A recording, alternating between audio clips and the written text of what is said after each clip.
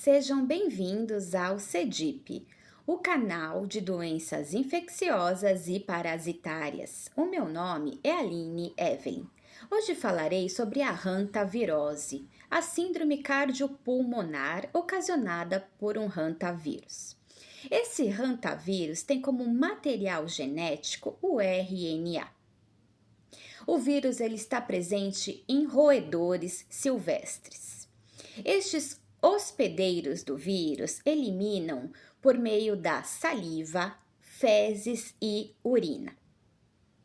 Tem uma taxa de letalidade de cerca de 40 a 50%.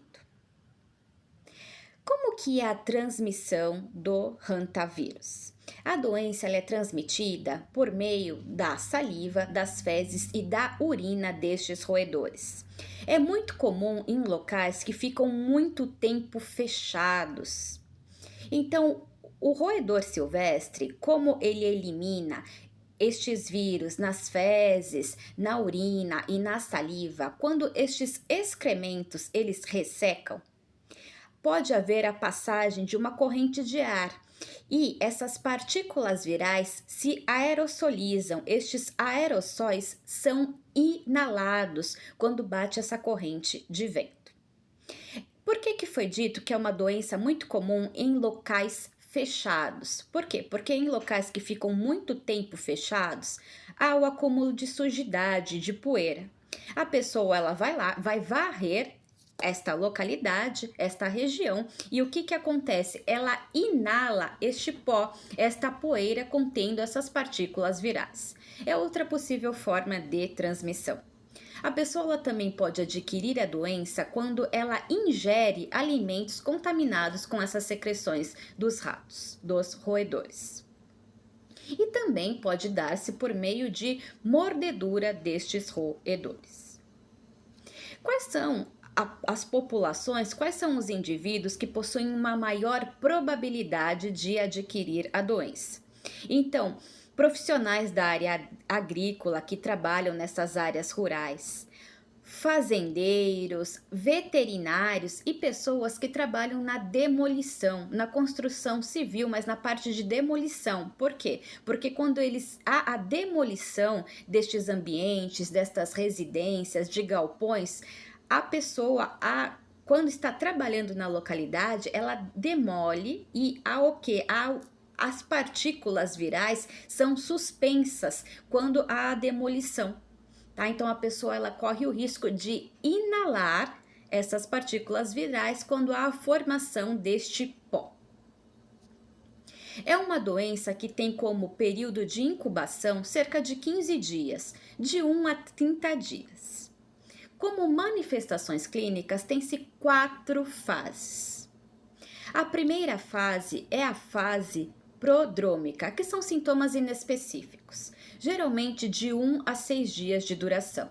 A pessoa ela vai ter febre, vai apresentar a mialgia, que é a dor muscular, a dor abdominal e a dor lombar.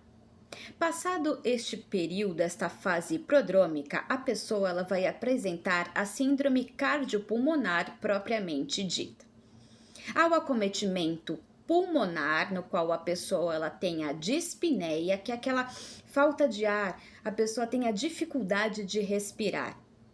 Ela apresenta também, além da dispneia, a taquipneia, que é aquela respiração rápida.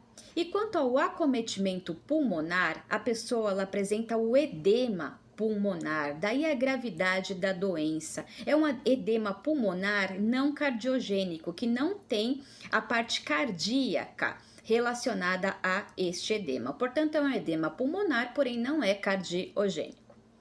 Esta fase ela tem uma duração de 4 a 5 dias aproximadamente. Passada esta fase cardiopulmonar, tem-se a fase diurética, na qual há o aumento da produção, da eliminação da urina, da diurese, com uma duração de aproximadamente 5 a 6 dias. Depois tem-se a fase de recuperação. A pessoa ela tem essa fase de recuperação, de convalescença, podendo durar de 2 semanas até 2 meses. Portanto, esta fase de convalescença é uma fase bem prolongada, bem arrastada. É uma doença que não tem vacina, não há uma vacina específica para a hantavirose. Também não há um tratamento, um antiviral específico. Como tratamento, tem-se o manejo, né, do desconforto respiratório. Por ser uma doença grave, muitas vezes preconiza-se a internação na UTI, na unidade de terapia intensiva, sendo que muitas vezes é necessário a intubação desse paciente, a ventilação mecânica.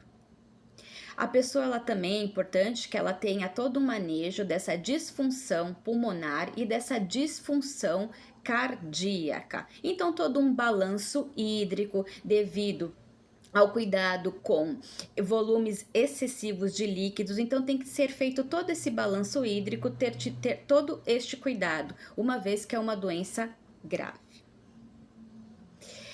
Qual a prevenção da doença, já que não existe vacina? A principal forma de prevenção da doença é evitar o contato com estes roedores silvestres. Então é importante que as pessoas, os alimentos, eles sejam acondicionados em locais à prova de roedores, em potes, em locais bem fechados, bem vedados. Sempre que possível, manter o lixo bem distante da residência, do domicílio. Nos locais de plantio, é importante que haja uma distância de cerca de 40 metros do local de plantio para a área de habitação.